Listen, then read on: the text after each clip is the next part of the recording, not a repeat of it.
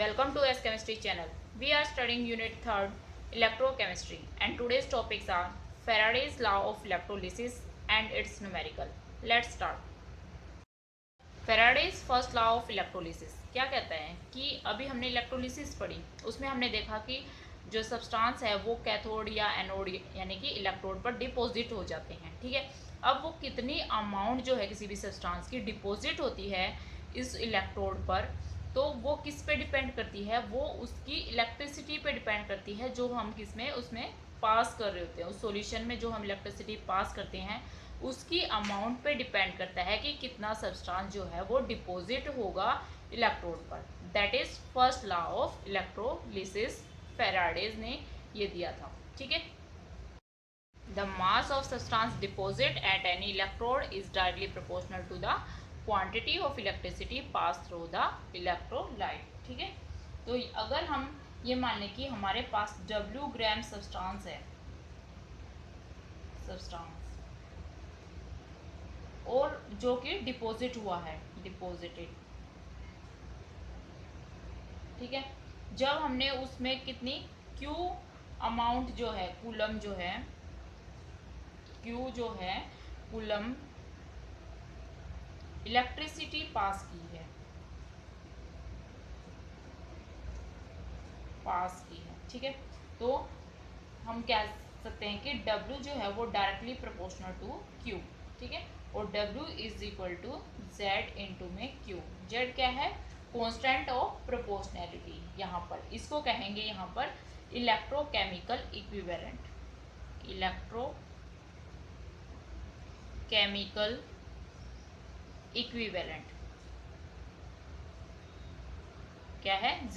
ठीक है, constant of proportionality जिसको कहेंगे हम इलेक्ट्रोकेमिकल इक्विवेलेंट। क्लियर?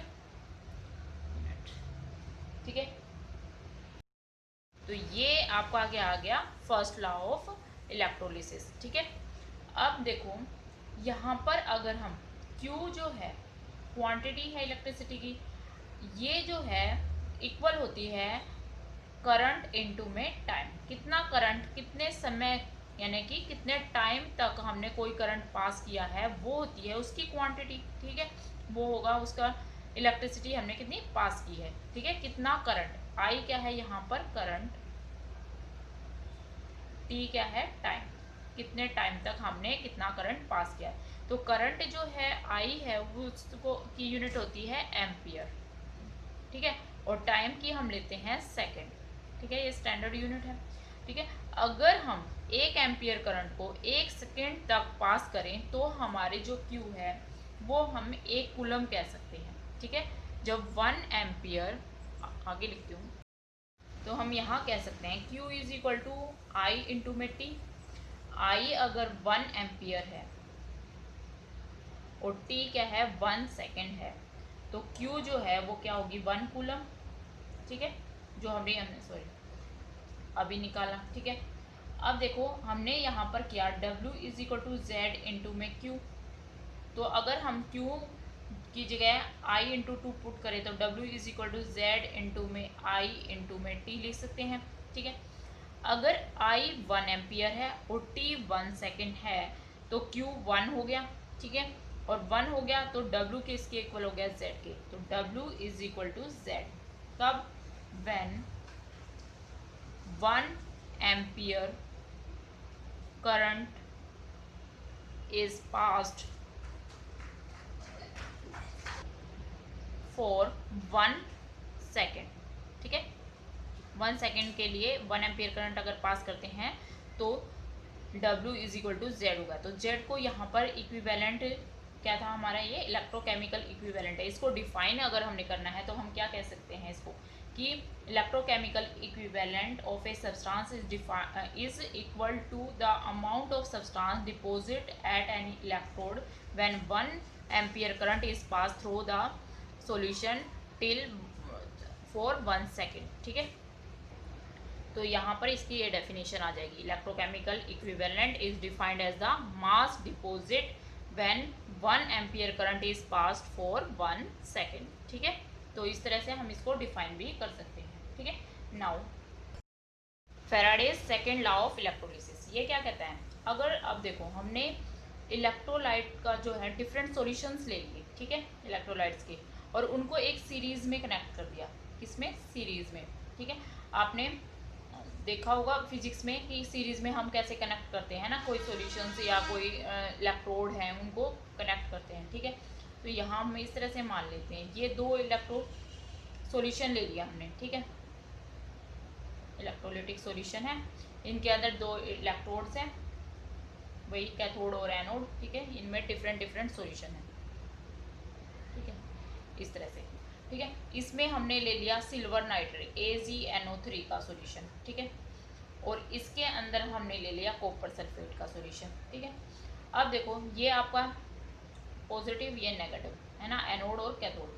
अब हमने इसको क्या करना है, इसी तरह इस पे पॉजिटिव और इस पे नेगेटिव, अब इनको हमने कनेक्ट करना है, तो इसके नेगेटिव को इसके पॉजिटिव से कनेक्ट करेंगे ना सीरीज में ऐसे, ठीक है, और इसके पॉजिटिव को उसके नेगेटिव से, इस तरह से हमने कनेक्ट कर दिया, ठीक है।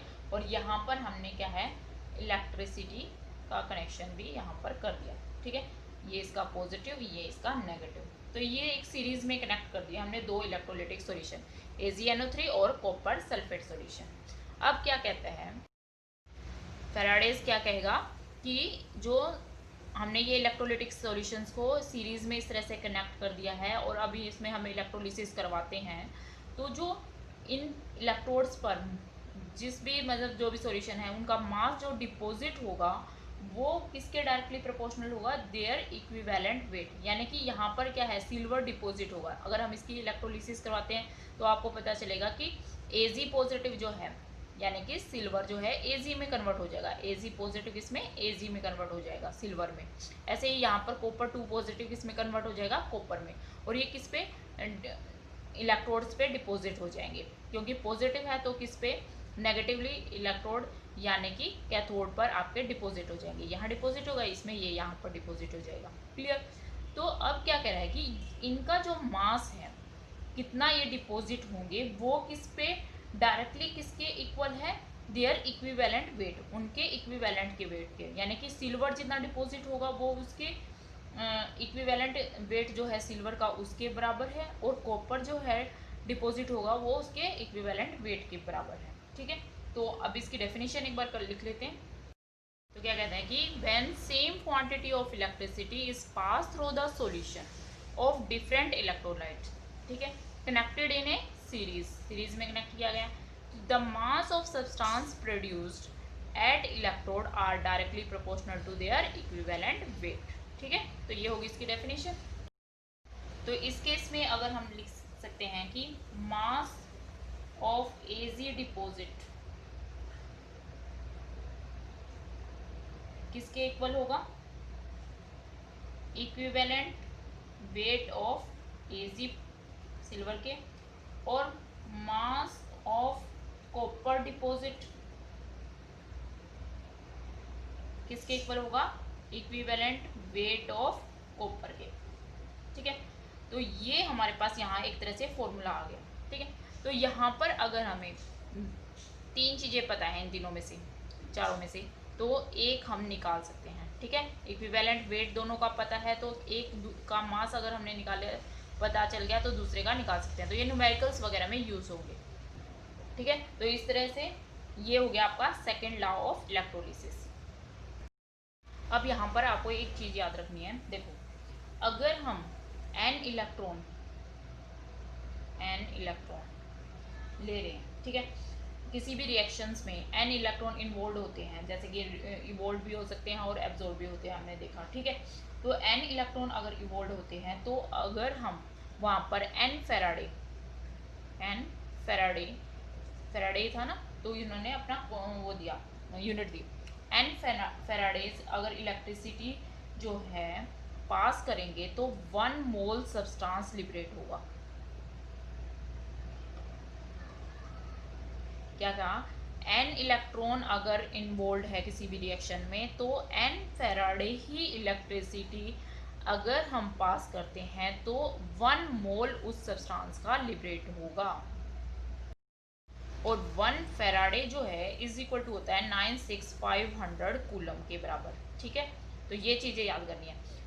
ये न्यूमेरिकल्स में यूज़ होंगे। अब न्यूमेरिकल में जितनी ज़्यादा प्रैक्टिस करोगे ना तो आपको और क्लियर हो जाएगा कॉन्सेप्ट। तो यहाँ पर सिर्फ आपने याद करना है कि कोई भी रिएक्शन है, मान लो एक इलेक्ट्रॉन उसमें यूज़ हो रहा है और आप एक फेराडे जो है इलेक्ट्रिसिटी पास कर देती हो, तो वहाँ पर वो जो सब्सटेंस है उसका एक मोल जो है वो डिपॉजिट हो जाएगा इलेक्ट्रोड पर। ये कहने का मतलब है यहाँ पर अगर आपने 2 इलेक्ट्रॉन उस रिएक्शन में, मान लो कॉपर 2 पॉजिटिव की रिएक्शन है, उसमें कितने इलेक्ट्रॉन यूज होंगे, 2 इलेक्ट्रॉन। तो हम यहाँ पर 2 फेराडे इलेक्ट्रिसिटी अगर डाल देते हैं तो हमारे पास कितना, 1 मोल सब्सटेंस किसका, 1 मोल कॉपर डिपॉजिट हो जाएगा। और 1 फेराडे अगर हमें कूलम में निकालना है तो Faraday 1 Faraday is equal to 96500 coulomb के बराबर होता है, तो उसमें हम कूलम में भी निकाल सकते हैं। बिल्कुल सिंपल से न्यूमेरिकल आते हैं, बस इस चीज़ को आपको समझना है, ये बहुत ही इम्पोर्टेंट है। ठीक है, एन इलेक्ट्रॉन अगर किसी रिएक्शन में इन्वॉल्व है तो एन फेराडे इलेक्ट्रिसिटी डालने से या पास करने से हमें 1 मोल सब्सटेंस जो है मिलता है उस। ठीक है, क्लियर। अब इसके न्यूमेरिकल करते हैं हम। तो क्वेश्चन है कि how much charge is required for following in reactions के लिए, कि 1 mole of aluminium 3 positive to aluminium अगर हमने कन्वर्ट करना है तो कितना चार्ज रिक्वायर होगा। 1 mole copper 2 positive to copper convert करना है। फिर 1 मोल से जो है MnO4 नेगेटिव से हमें कन्वर्ट करना है Mn2 पॉजिटिव, तो कितना चार्ज इनमें रिक्वायर होगा, कितना चाहिएगा हमें इलेक्ट्रिसिटी, वो पूछा है। ठीक है, तो अब बिल्कुल ही सिंपल है, देखो हमें सिर्फ रिएक्शन पता होनी चाहिए। एल्यूमिनियम वाला करते हैं। ठीक है, जैसे एल्यूमिनियम को आपको पता है क्या है, एल्यूमिनियम 3 पॉजिटिव दे रखा है और किस में कन्वर्ट करना है आपको, एल्यूमिनियम में। तो यहाँ पर आपको पता है कि कितने इलेक्ट्रॉन चाहिए भाई, 3 इलेक्ट्रॉन चाहिए तभी एल्यूमिनियम में कन्वर्ट होगा। तो +3 इलेक्ट्रॉन लेकर ये किस में कन्वर्ट हो जाएगा, एल्यूमिनियम में। तो कितने इलेक्ट्रॉन चाहिए, 3 इलेक्ट्रॉन। तो 3 इलेक्ट्रॉन चाहिए, तो अभी हमने पढ़ा कि n इलेक्ट्रॉन चाहिए तो n फेराडे इलेक्ट्रिसिटी हमने यूज़ करनी पड़ेगी। तो यहाँ पर कितनी, यानी कि 3 फेराडे इलेक्ट्रिसिटी यूज़ होगी। और कूलम में अगर हमें चाहिए तो 3 इंटू में 96500 कूलम, इसको मल्टीप्लाई कर देंगे तो आपका आएगा 29500। तो इतने कूलम हमें चार्ज रिक्वायर होगा। ठीक है, इस रिएक्शंस के लिए बिल्कुल सिंपल सा था। ठीक है, अब ऐसे ही कॉपर वाला ले लो, तो कॉपर 2 पॉजिटिव से 2 इलेक्ट्रॉन देंगे तब ये किस में कन्वर्ट होगा, जाके कॉपर में कन्वर्ट होगा। तो कितने, 2 फेराडे हो गई, 2 इलेक्ट्रॉन है तो 2 फेराडे, यानी कि 2 इंटू में 96500 कूलम है ना। तो इसको आप मल्टीप्लाई करते तो 193000 ये आपके आ जाएगी कूलम। ठीक है, तो इतना चार्ज आ जाएगा। तो सेम अब इसके लिए कर लो Mn4O नेगेटिव के लिए। तो अब इसमें रिएक्शन क्या बनाओगे, देखो यहाँ पर हमने मैंगनीज की ऑक्सीडेशन स्टेट निकालनी पड़ेगी। क्या है, MnO4 नेगेटिव। तो यहाँ पर इसको X मान लेते हैं, ऑक्सीजन पे कितना होता है -2, तो यहाँ पर आ जाएगा X प्लस में -2 इंटू में 4 इज इक्वल टू पूरे पे चार्ज कितना है -1, तो X माइनस में 8 इज इक्वल टू -1, तो X इज इक्वल टू ये -8 उधर चला जाएगा तो +8 हो जाएगा, तो कितना आ जाएगा +7, तो X की वैल्यू आ गई +7, यानी कि यहाँ पर मैंगनीज हमारा कितना है +7 ऑक्सीडेशन स्टेट में है। और किस में कन्वर्ट करना है हमने, Mn2 पॉजिटिव में। तो बताओ भाई कैसे कन्वर्ट होगा, 5 इलेक्ट्रॉन दे दे, 5 देंगे 7 देंगे तो न्यूट्रल बन जाएगा, हमने 2 रखने हैं तो हमें इसको 5 देने पड़ेंगे। तो यहाँ पर कितने आ गए आपके 5 इलेक्ट्रॉन, तो 5 फेराडे, और 5 फेराडे का मतलब 5 इंटू 96500 कूलम। तो इसको सोल्व कर लेना, तो इतने कूलम हमारा क्या आ जाएगा, चार्ज आ जाएगा 1 mole of manganese MnO4 negative को कन्वर्ट करने में मैंगनीज 2 पॉजिटिव आयंस में। ठीक है, तो बस आपको इस तरह से करना है, सिंपल से है। ठीक है, नेक्स्ट है calculate the charge in coulomb required for oxidation of 1 mole of ferrous oxide to ferric oxide. तो बस क्या करना है, आपने इसको देखना है, देखो इसमें Fe का ऑक्सीडेशन नंबर निकाल लेना है आयरन का। ठीक है, तो क्या आएगा, Fe2 पॉजिटिव आएगा, और यहाँ पर अगर निकालोगे तो ये इस पे चार्ज, ये इस पे चार्ज, यानी Fe3 पॉजिटिव आ गया। ठीक है, तो Fe2 से हमें क्या बनाना है, Fe3 पॉजिटिव। तो क्या करेंगे, एक इलेक्ट्रॉन लॉस करेगा इस तरफ से। ठीक है, लॉस करे इन्वॉल्व करे, हमें को नहीं, हमें बस ये देखना है कि कितने इलेक्ट्रॉन वहाँ पे इन्वॉल्व हो रहे हैं पूरी रिएक्शन में, चाहे रिडक्शन हो चाहे ऑक्सीडेशन। ठीक है, तो 1 इलेक्ट्रॉन हो गया, तो कितनी चार्ज रिक्वायर होगा, 1 फेराडे, है ना। और कूलम में, क्योंकि कूलम में बोला है उसने निकालने के लिए, तो 196,500 कूलम। तो इतने इलेक्ट्रिसिटी जो है चार्ज है रिक्वायर्ड होगा oxidation of ferrous oxide to ferric oxide में। ठीक है, नेक्स्ट क्वेश्चन है कि एक सॉल्यूशन है कॉपर सल्फेट का जिसको इलेक्ट्रोलाइज किया गया है 10 मिनट्स के लिए by passing the current 1.5 ampere. तो अब ये पूछ रहा है कि कितना कॉपर डिपॉजिट होगा कैथोड पे, वो निकालना है।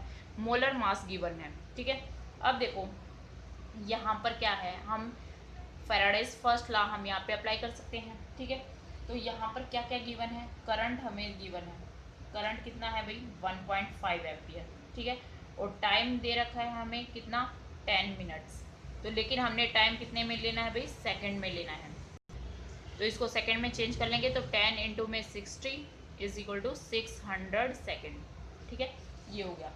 अब हमने देखो क्वांटिटी ऑफ करंट यानी कि हमने ये निकाला था Q इज इक्वल टू होता है I इंटू में T।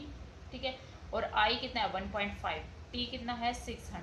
तो इतने जो है ये कूलम हमारा क्या आ जाएगा, क्वांटिटी आ जाएगी, कितना हमारा इलेक्ट्रिसिटी जो है पास हुई है। तो ये होगी क्वांटिटी ऑफ इलेक्ट्रिसिटी पास, कितनी हमने इलेक्ट्रिसिटी की क्वांटिटी पास की है वो ये आ गई। ठीक है, तो 1.5 को 600 से अगर आप मल्टीप्लाई करते हो तो 900 कूलम आ जाता है। ठीक है, अब हमने क्या करना है, रिएक्शन देखनी है। देखो रिएक्शन क्या होगी, कॉपर सल्फेट है यानी कि कॉपर 2 पॉजिटिव आयंस होगी और इसके अंदर क्या बनाना है, कॉपर डिपॉजिट करवाना है यानी कॉपर 2। तो कितने क्या करेगा, 2 इलेक्ट्रॉन्स लेगा ना यहाँ पर, तो 2 इलेक्ट्रॉन लेने से कॉपर में डिपॉजिट होगा। तो कितने इलेक्ट्रॉन यूज हो गए, 2 इलेक्ट्रॉन। तो वही है 2 फैराडे इलेक्ट्रिसिटी अगर हम यूज़ करेंगे तो हमें 1 मोल जो है कॉपर मिलेगा। बाय 2 फैराडे इलेक्ट्रिसिटी हमें क्या मिलेगा, 1 मोल कॉपर मिलेगा। और 2 फैराडे किसके इक्वल होगा, 2 इंटू में 96500 कूलम। ठीक है, ये कूलम।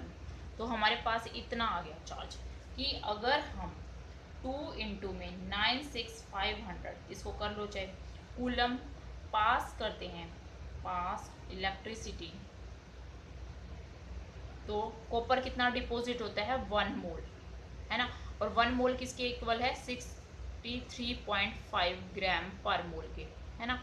ये इसका मोलर मास इसीलिए दिया गया है। ठीक है, तो इतने पे डिपॉजिट हो रहा है। ठीक है, और 1 के लिए अगर करेंगे तो 63.5 डिवाइडेड बाई 2 इंटू में 96500 आ जाएगा। और हमने हमारे पास है कितना 900। ठीक है, 1 के लिए हो गया अभी और 900 के लिए। ठीक है, 900 के लिए निकालना है तो मैं यहाँ पर लिख रही हूँ इसको। तो क्या आएगा 63.5 बाई 2 इंटू में कितना है 96500 इंटू में 900।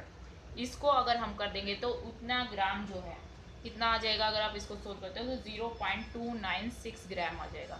तो इतना कॉपर हमें मिल जाएगा। क्लियर। तो ये मतलब जो हमने इलेक्ट्रिसिटी निकाली थी उससे 1 मोल डिपॉजिट होगा। हमने किया था ना कि n इलेक्ट्रॉन जो है n फैराडे इलेक्ट्रिसिटी यूज़ करते हैं। अगर n इलेक्ट्रॉन इन्वॉल्व है रिएक्शन में तो n फैराडे जो है इलेक्ट्रिसिटी पास करने से 1 मोल सब्सटेंस डिपॉजिट होता है। तो वही बात है, तो 2 इलेक्ट्रॉन थे तो 2 फैराडे, तो इतने फैराडे से हमें 1 मोल कॉपर मिला था। तो 1 के लिए हमने निकाल लिया, फिर 900 कूलम क्योंकि हमारे पास कितना हमने पास किया है 900 कूलम पास किया, तो उसके लिए निकाल लिया।